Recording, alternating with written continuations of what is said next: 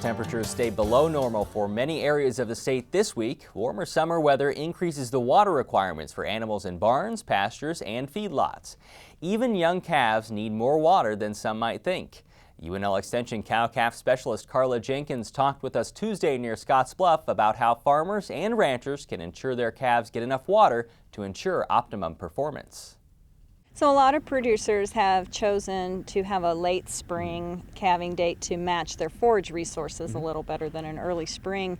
But what that means is that now this time of year when it tends to be hot, they have a pretty young calf on their hands, so probably 60 days or less. Has there been research done to show how much water that newborn calf or that nursing calf needs? Not so much on the beef side of things, but in the dairy side of things, they've done quite a bit of research with the water requirements of that calf. And I think that there's some pretty good extrapolations that we can make to the beef calf because it also is a developing ruminant and is going to have a lot of those same needs. How important is that to get the daily water intake for the calf, and how much might it need? So calves that are still nursing the cow really do need quite a bit of water, and free choice water, in addition to the milk that they're getting from the cow. And a lot of people have the misconception that as long as they're nursing the cow, they're getting plenty of liquids.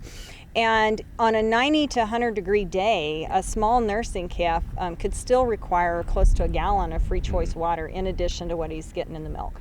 What problems do you run into when you're watering those cows and calves in the same trough or in the same water tank when it gets really hot and the cattle might get there first?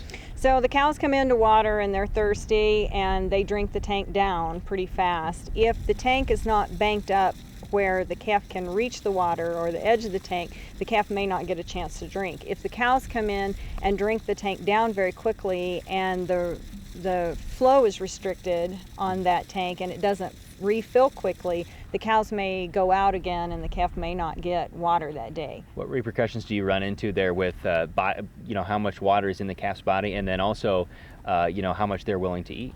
So if the calf does not get the water that is required and it starts to dehydrate, you can really get into trouble with that calf. If the calf loses up to 14% of its body weight in water, it could die. And so sometimes that happens and producers aren't sure why they found a dead calf at the tank, not sure what really happened, and he very well could have dehydrated. But water intake and feed intake are correlated, and so a calf is not going to eat well if he doesn't get water to help him develop the rumen. So feed and water intake help develop the rumen, then that calf begins to eat better, he begins to gain better, and he really thrives. If he doesn't get water, then he's going to be slow to develop the rumen, slow to gain, and not going to be one of your better calves. As the temperatures climb, do the water needs go on a slope along with that for the calf? So the water needs of the calf climb exponentially as temperatures increase linearly, and so by the time we get to a 90 degree day or a 100 degree day, that calf may be needing a gallon of water or more, and may need to have access to water where cows cannot get to it. Bottom line, the producer needs to be aware of how they're watering their calves.